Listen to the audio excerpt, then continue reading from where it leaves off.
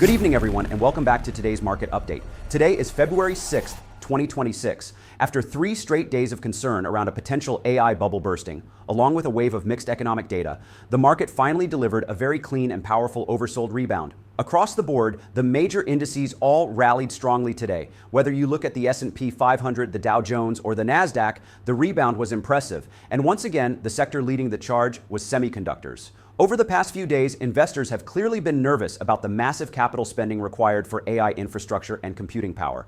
But today, Jensen Huang stepped in and addressed those concerns directly, saying that demand across the AI industry remains extremely strong, and that increased spending is not only justified, but necessary. Now, of course, he's speaking as the seller of these products, so you have to take that with a grain of salt. But his argument isn't without merit. As a result, semiconductor ETFs were among the strongest performers in the market today. We saw stocks like Broadcom rebound sharply. NVIDIA also staged a nearly 8% rally, bouncing right off a key neckline level. Yesterday, I emphasized how critical that neckline was.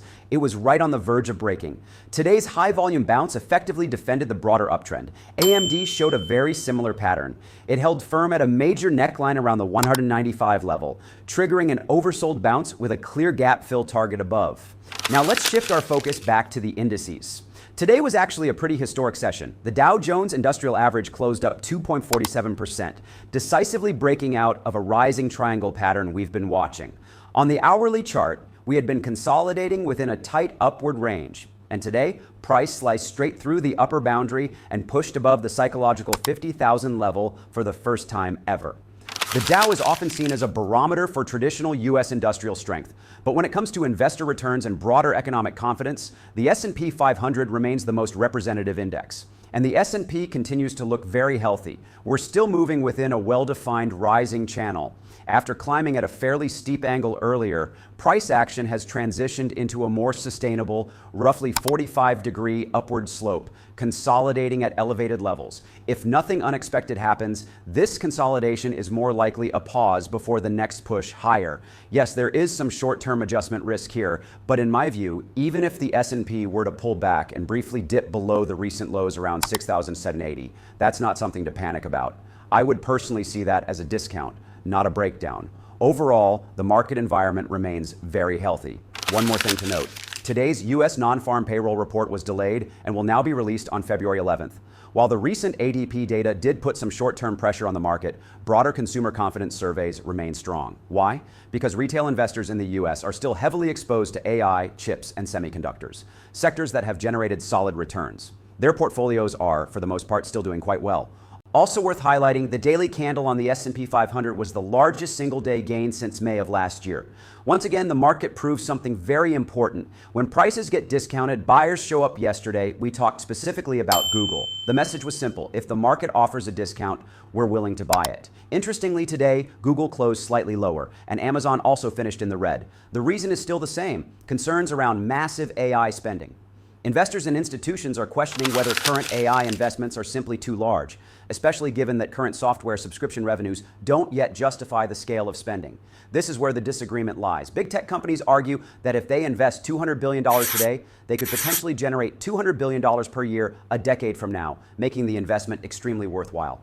Analysts, on the other hand, are asking what happens during those 10 years in between. That divergence in expectations is exactly what triggered the recent debate over whether the AI bubble might burst. My personal view is this: will AI valuations eventually be reshaped? Absolutely. Every major innovation cycle goes through valuation resets. But as of today, whether we're talking about AI stocks, chip makers, or software companies, valuations have already been adjusting. Current price-to-earnings ratios in these sectors are generally in the 20 to 24 range, which is actually quite reasonable. We are not at a point where valuations suggest an imminent or inevitable collapse. So on that front, I think investors can stay relatively at ease. All right, that wraps up today's index and market overview. Now let's shift our focus to individual stocks. Today, I want to spend some time talking about Broadcom and walk through a simple but important analysis. Broadcom is a very interesting company because it's not a traditional semiconductor manufacturer. It's a fabless company, meaning it doesn't operate its own fabs. Instead, its core strength lies in data exchange chips.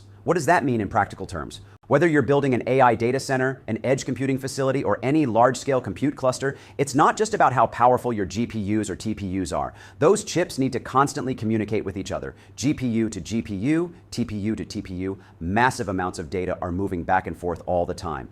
The speed at which that data is exchanged, how fast packets are routed and distributed, directly determines the efficiency of the entire data center. Think of it this way. You could have incredibly powerful GPUs, but if communication between them is slow, those GPUs end up sitting idle, waiting for data. That's wasted compute power. This is where Broadcom comes in. Broadcom is essentially the industry standard setter when it comes to data center switching chips. They are even rolling out a new standard this year. In many ways, regardless of which GPU vendor you choose, you still end up relying on Broadcom's switching technology. That gives them a near monopolistic position in this part of the stack.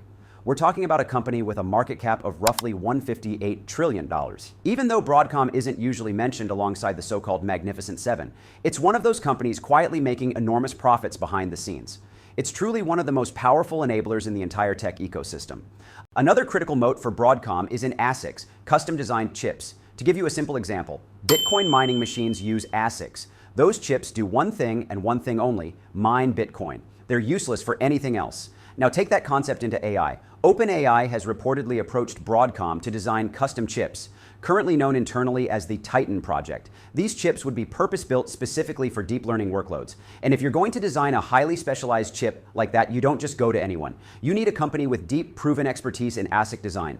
Realistically, Broadcom is one of the very few firms capable of doing this at scale. That's why in the AI era, Broadcom isn't just selling chips. It's providing a full-stack strategic service across multiple layers of the AI infrastructure. This is a company worth paying close attention to. From a technical perspective, Broadcom is also clearly in a discount phase right now. The long-term trend remains firmly intact. The stock has been moving higher along its 250-day moving average for years. Very clean, very disciplined price action. If you zoom out to the monthly chart, you can see a textbook rising channel going all the way back to 2022 and even earlier. Historically, every pullback within this long-term rising channel has presented a strong entry opportunity. In my view, Broadcom may not be as flashy as NVIDIA. It doesn't stand on center stage. But as AI strategies across the industry continue to diverge, companies that sit behind the scenes and support all of those strategies simultaneously tend to see their competitive advantages become more obvious over time. Think of it like warfare. It doesn't matter whether you're using ground forces, air power, or drones. At the end of the day, everything relies on a centralized command and control system, and Broadcom is building that system. That's why its strategic value will likely become more apparent as the AI cycle matures. In the short term, on the daily chart, the stock is still digesting gains. But I believe this move is largely about filling the gap left back in September. Once that gap is filled, the probability favors a continuation higher. So Broadcom is definitely a name I'd suggest keeping on your watch list. All right, before we wrap up, I want to invite everyone to subscribe to the channel if you haven't already. And feel free to leave a comment below with stocks you're interested in or currently holding. When you comment, please use this format: stock name plus ticker symbol plus your cost basis plus position size. Our professional team will review the submissions, and I'll select some of them to break down in future videos. That's all for today's analysis. I'll see you tomorrow.